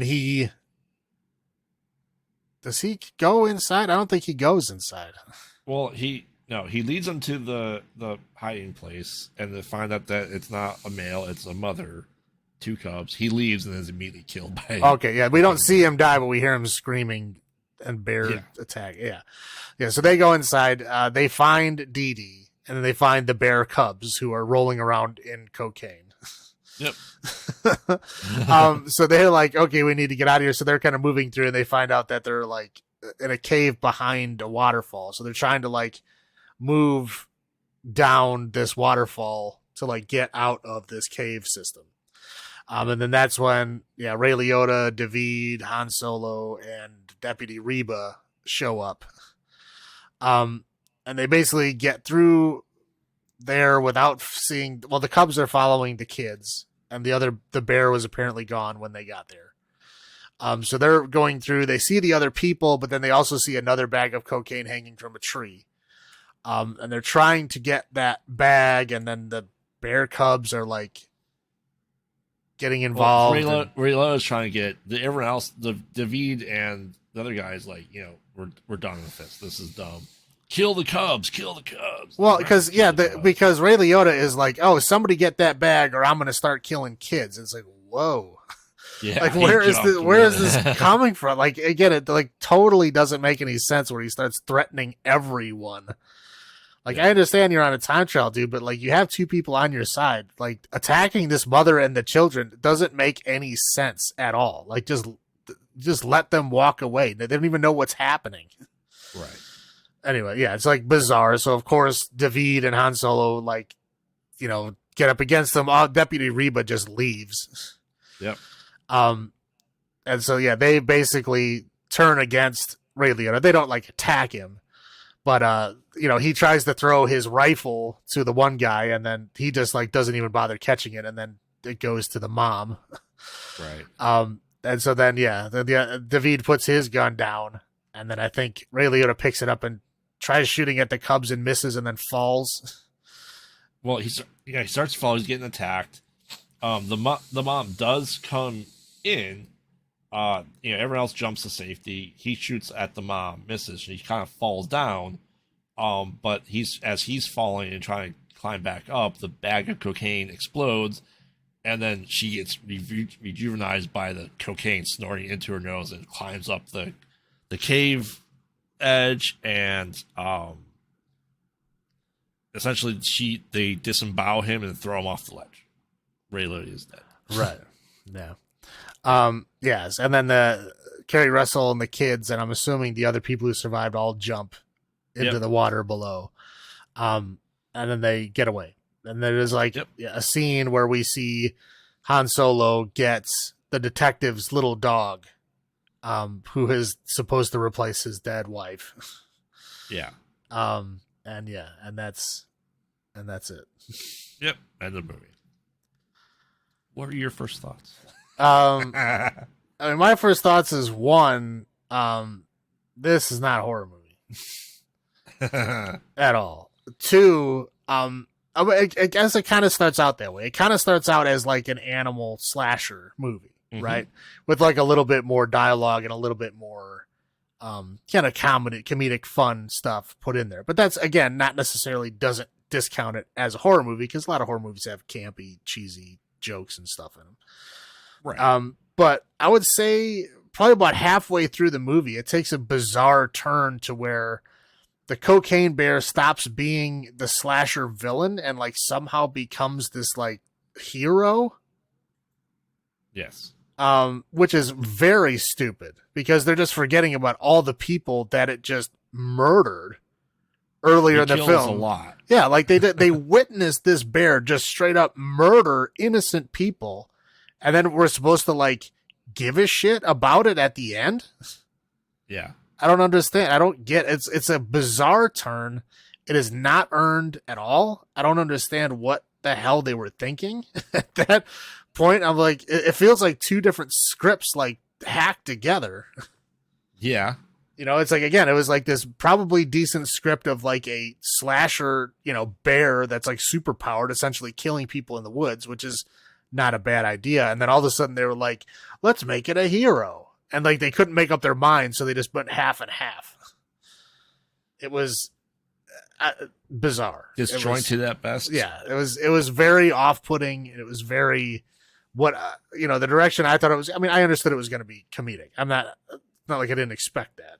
I expected it to be comedic. I expected it to be ultra campy. I expected it to be, I've seen a lot of horror movies in that similar vein. But again, the turn that it makes about halfway through the movie, I'd say kind of discounts it as a horror movie. It just makes it like, I don't even know, like an adventure movie or something. I don't even know what adventure meets essentially almost like Goonies. Right. Yeah. It's bizarrely off-putting. I mean, with drug people. Yeah. It's not like they were going for a PG-13 rating. I mean, we get F-bombs. There's all kinds of gore and stuff. I mean, I don't understand where this movie was what niche it was trying to fill. Again, it's just off-putting. Yeah, I expected it to be campy as hell. I didn't think it was going to be as campy as, Sharknado, but I knew it was going to be along the lines of campiness, because the trailers showed campiness, but it's still going to be a slasher, and as you point out, it was. Yeah. And I was disappointed by the ending as well. It was not about the bear anymore, really, halfway through. Yeah. And yeah, it's slated as a comedy horror movie. And what my guess is what happened, because of the names attached to it, is written by one person and it's produced by Phil Lord and Christopher Miller, who do the comedy and a lot of stuff. That's what they brought into the Solo movie. That's what they do in a lot of their stuff. Last Man on Earth, Lego Movie, they do comedy things. So I feel like it was written as more of a horror and slasher, and maybe when they were producing it, that they were brought in, that they put their touch on the things, which I see their signature all over this movie with the story that ended up happening. The comedy part of it. Yeah, like I said, the first half of it, it had jokes, it had goofy stuff happening, and it wasn't bad. It was, right. It was, again, I'm not a huge camp fan. I know you are, but like campiness can be fun, but most of the time it's done badly. But it was actually doing well. Like, it was actually doing funny. There was actually a couple of parts I actually laughed because it was funny, right? It was rare to watch a comedy and actually laugh at it, at least for me. And then like halfway through it, I'm like, what? What is happening? Like, all of a sudden, it's about the characters and not about the bear. The bear is just like an incidental thing. Yes. It's just like the bear is only there as like a background plot device for like this Ray Liotta thing. And like we mentioned earlier, that Ray Liotta, the ending is so forced. Yes. I mean, like Ray Liotta even is like a kind of sympathetic character in the beginning because he's taking care of his son's kid, well, his grandkid, while his son is grieving his dead wife. So like obviously he has some form of empathy, right? Like he's not a horrible person. Yeah, he does leave the kid at home watching TV when he comes to the woods for this, but again, you know, it was a funny joke. Like, well, you knew I wasn't, you know, the best guy to do this, you know, whatever, you know, but again, like to go from like that level of empathy, like purposely bringing that plot device in to make you understand that he's not an evil person. He's just there trying to save what he can. And then all of a sudden he like bizarrely just goes, I'm going to murder these kids if you don't get that bag. What? That one bag. Right. Like, one bag. What are you talking about? Like, why would you threaten children you don't even know in front of your son and your number one guy? Like, of course they're going to get the bag for you. Why do you have to threaten children to get them to do it?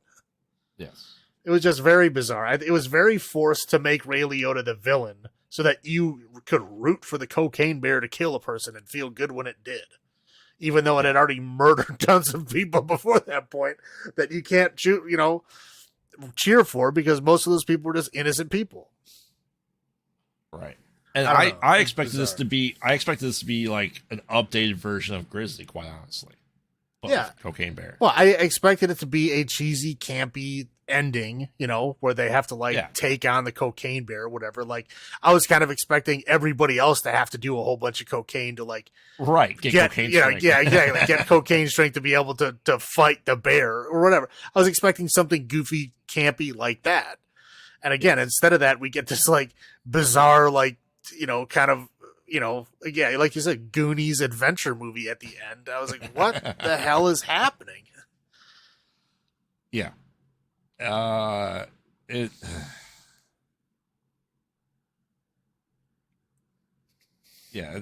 I can tell you another first thought that my wife had was the opening song. She came out. She's like, "Are you watching Hot American Summer?" Because of the song, right? Right. And like that was an interesting tone of the beginning of the movie. But I mean, it had that music, which we all know for what Hot American Summer, you know, as the theme song is always being played, and then TV shows of it. But I think it's just a regular song. I know that was turned into that. Yes, but you know, that's what always goes to my mind first is what Hot American Summer. I hear it because that's played in my house a lot because you didn't grow up in that time period, so you only know the products that it got applied to you later. Yes. I grew up in it. I know the song for what it is. Right. But and it went horror. It went slasher right off the bat. Mm-hmm. You know. So I thought I thought it started strong, ended weakly. Essentially. Yeah, no, that's what happened. It essentially, I can call out the exact time when it happened, is that the gazebo scene.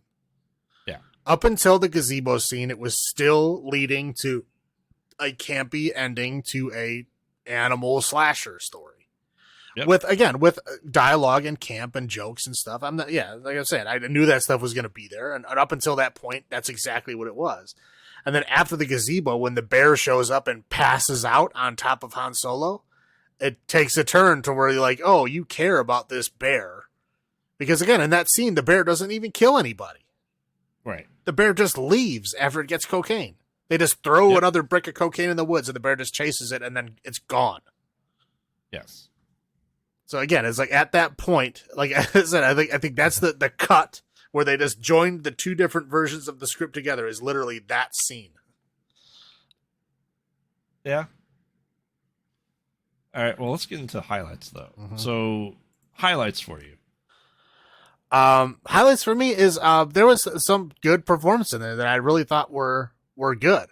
I mean, like Han Solo, I really like him as an actor. I think it's very unfortunate that Solo did as bad as it did. Again, because it was a great movie. I liked it a lot. I think it just had the misfortune of coming out like less than 6 months after The Last Jedi, which was, you know, very divisive to say the least. Right.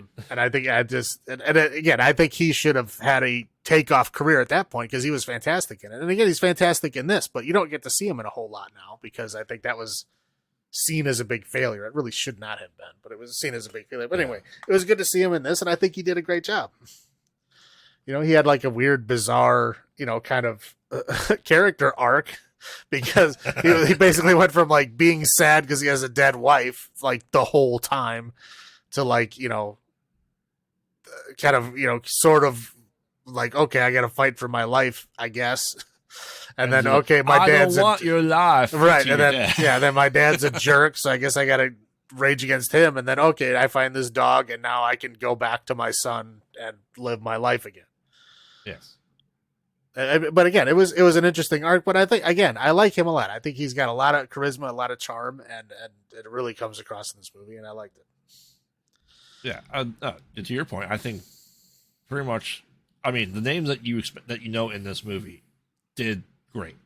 I think Kerry Russell did great. I think Ray Liotta did Ray Liotta. I mean, it was Ray. And I think that's the problem is they got Ray, and that's your character, so that's going to be your character. Right. No matter what. Right. You know what I mean? He's never the good guy. Usually not. Right. Right. And you're right. You know, Aldrin did a fantastic job. I think even O'Shea Jackson Jr. did a fantastic job too.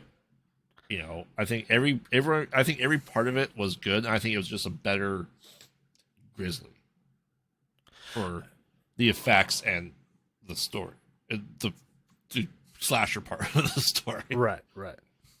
That they were able to show all the stuff and definitely more gruesome.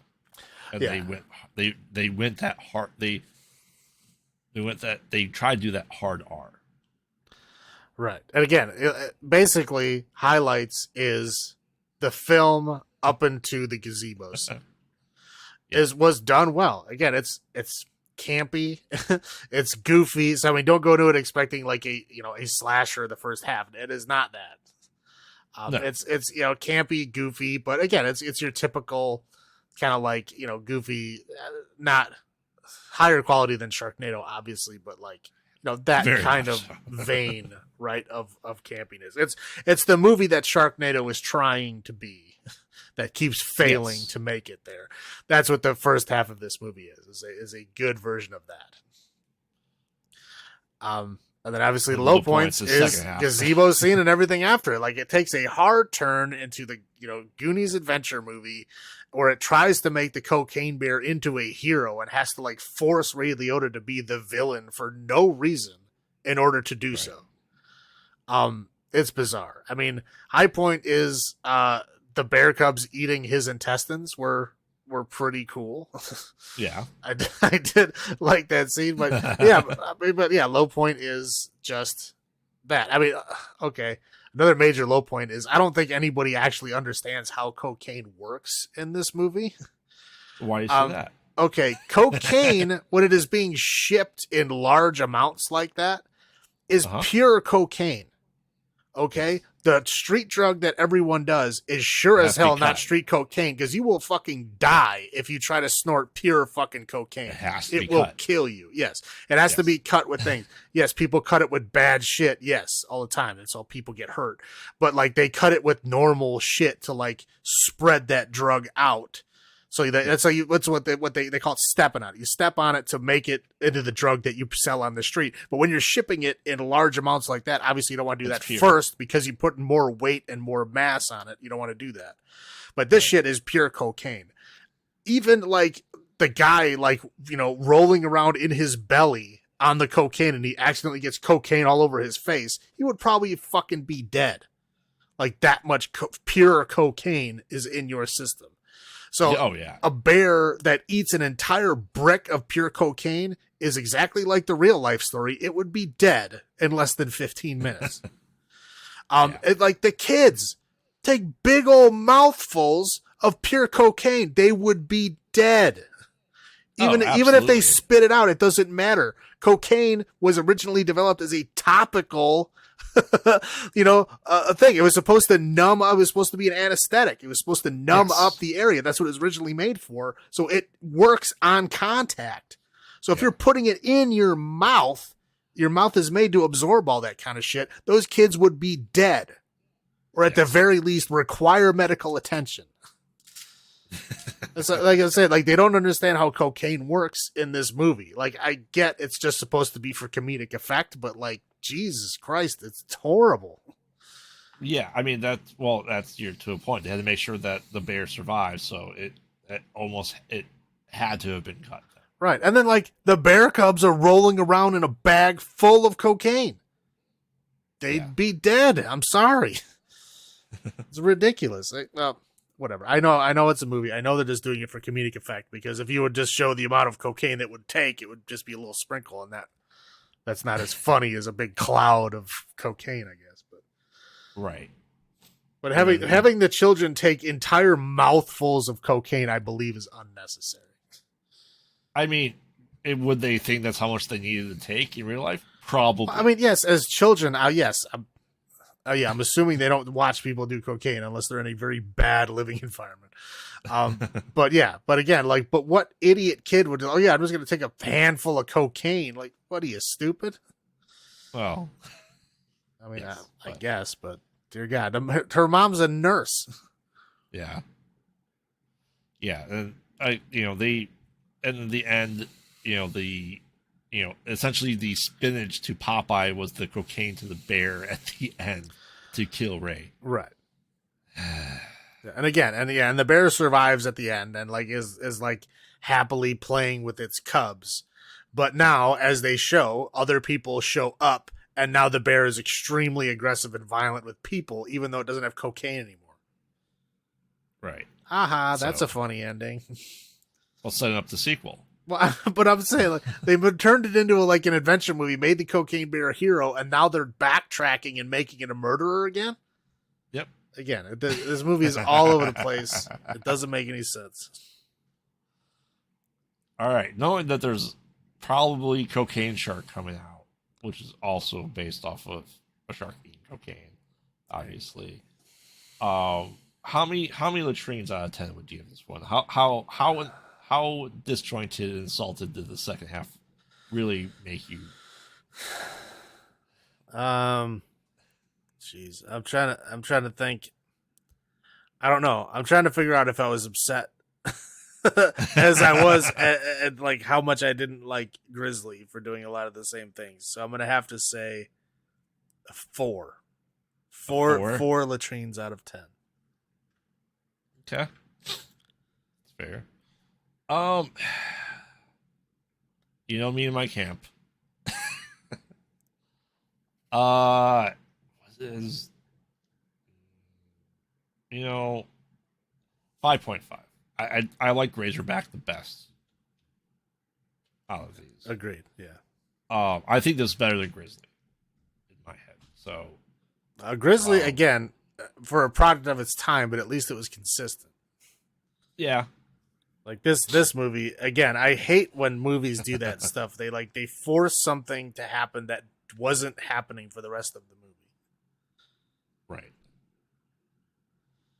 No, that's absolutely fair.